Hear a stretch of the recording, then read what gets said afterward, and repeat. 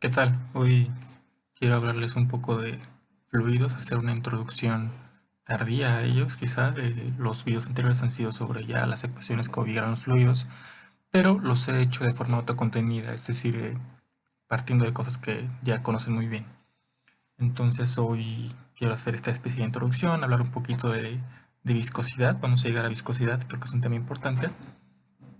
Este, y bueno, vamos a ver pues bastantes tensorcitos. Muy bien, entonces quiero partir del caso más simple, que es el caso en reposo de un fluido. Y en este caso tengo aquí mi fluido, esta caja azul, mi sección de fluido, y sobre ella tengo un objeto plano, flotando, digamos, sobre el fluido. En este caso las fuerzas que podrían ocasionar su movimiento son cero, pues el fluido está en reposo. Es decir, no hay presiones en las direcciones tangenciales al plano que podrían ocasionar su movimiento.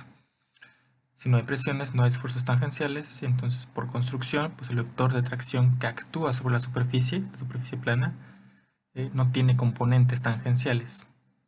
Entonces tiene entonces el vector de tracción la dirección del vector normal. Lo repito, eh, digamos, como no hay presiones en las direcciones tangenciales al plano, al objeto plano, no hay presión. No hay esfuerzos tangenciales, no hay por construcción, por construcción, el vector de tracción entonces que actúa sobre la superficie no tiene componentes tangenciales. Eso sería lo que podría moverlo en el fluido. Tiene entonces dirección del vector normal. Entonces aquí hay un vectorcito que apunta en la dirección normal en el plano. Tenemos entonces que el vector de tracción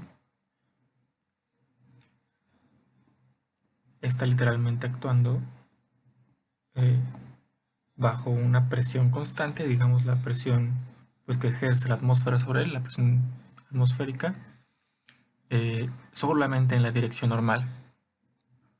Entonces tenemos aquí el vector de tracción y el vector normal son colineales. ¿Okay? Entonces tenemos el vector normal, si quieren así, y tenemos el vector de tracción.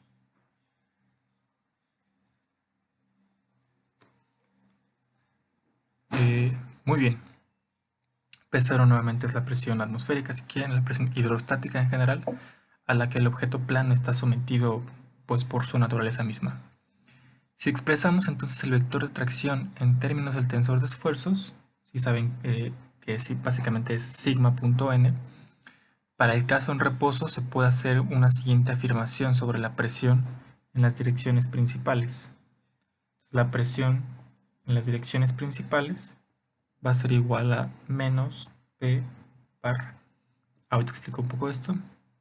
Y esto es igual a sigma acá.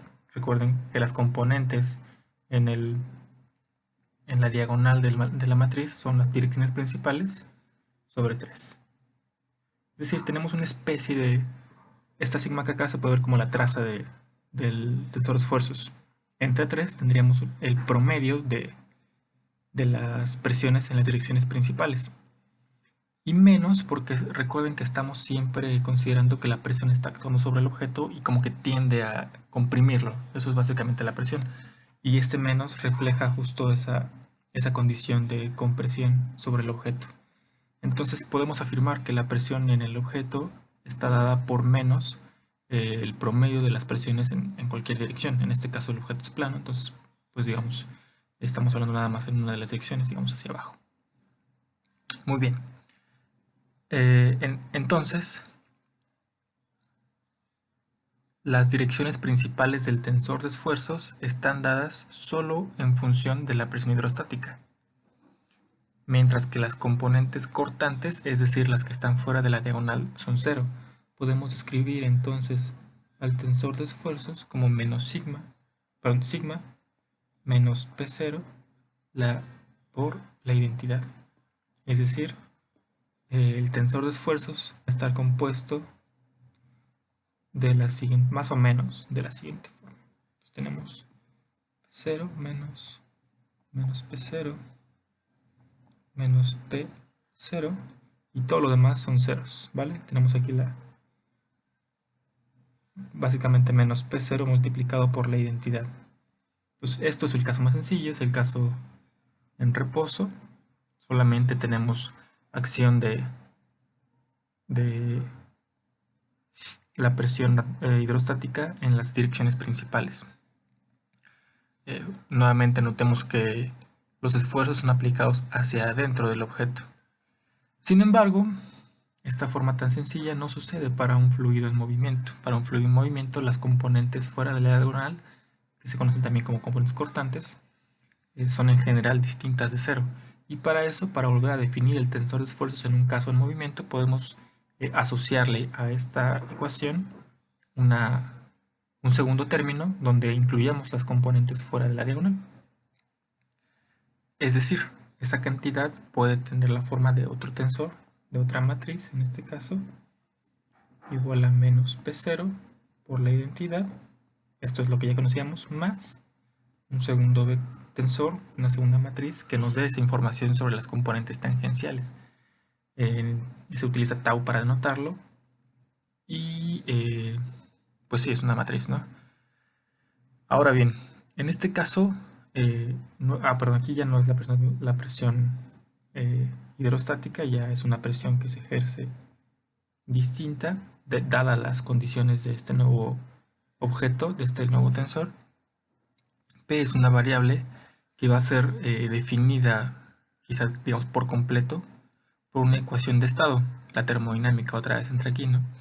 Esta ecuación de estado depende de la densidad, de la temperatura y de las presiones en otros puntos del fluido. Ahora nuestro fluido se comporta de formas tan sencillas como un movimiento uniforme o tan complejas como que haya vórtices o ese tipo de cosas. Entonces la presión en un punto depende de la densidad, de la temperatura y de presiones en puntos vecinos, digamos.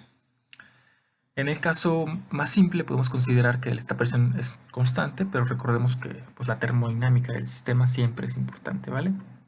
Entonces este caso es en reposo y este caso es en un movimiento un poco más completo, ¿no? Muy bien, tau, para regresar, tau se conoce como el tensor de esfuerzos